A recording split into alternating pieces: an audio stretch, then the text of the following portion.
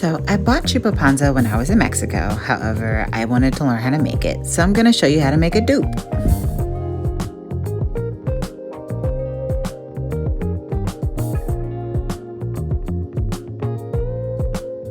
Now we're going to be blending this with our Haitian castor oil, which is created in-house. It's great for burning belly fat, along with Vapor Rub, which will help boost that burn. If you don't have that, you can use liquid camphor.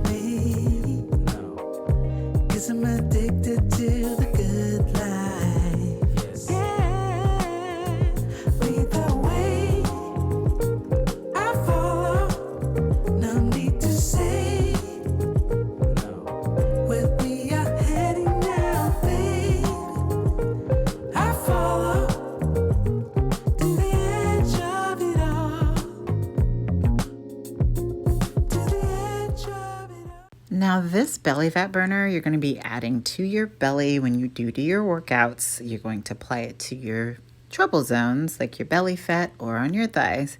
You're going to wrap it with saran wrap and proceed with your workout. This is going to help burn off all that extra fat during those workouts. Enjoy!